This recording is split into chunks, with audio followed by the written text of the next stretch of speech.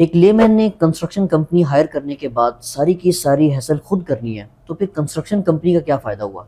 क्या उसके लिए एक बहुत सरदर्दी हो जाएगी? देखिए, इसका तरीक़ाकार ये है कि जब आपने एक कंपनी को हायर करना है तो कंपनी को हायर करने से पहले आपने उस कंपनी की वेरिफिकेशंस कर लेनी है।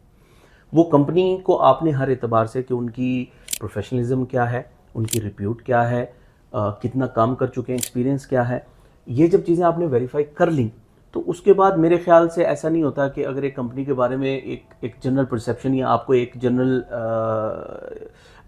नॉलेज मिल गई कि भाई वो अच्छे हैं, अच्छा काम कर रहे हैं और शो भी हो रहा है, फिर उसके बाद कोई वो ऊंच नीच करें, ऐसा नहीं होता।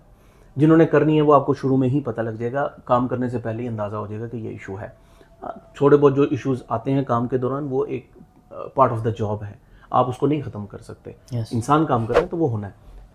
एनी हाउ, जब आप किसी अच्छी कंपनी को हायर कर लेते हैं तो उसके बाद आपने फिर भी वेरिफिकेशन करते रहना है, ताकि एक तो आपकी तसल्ली भी होती रहे कि वो सही काम कर रहे हैं, दूसरा उनको भी पता रहे कि यार जो क्लाइंट है वो हम पे नज़र रखे हुए है। उम्मीद है कि वो इस तरह की कोई ज़्यादा हैसल की ज़रूरत नहीं पड़ेगी। हैसल की ज़रूरत तब पड़ेगी जब आपने कंपनी हायर ना की हो और फिर हर वक्त हर मटेरियल आपने पूरा करना है, तो फिर असल हैसल वो है। ये हैसल कुछ नहीं है कि वेरीफाई करना। वेरीफाई करने के लिए तो आप फ़ोन पे भी कर सकते हैं। आपने सीमेंट एक मरतबा ख़रीदा, आपने 4 दुकानों के नंबर ले लिए।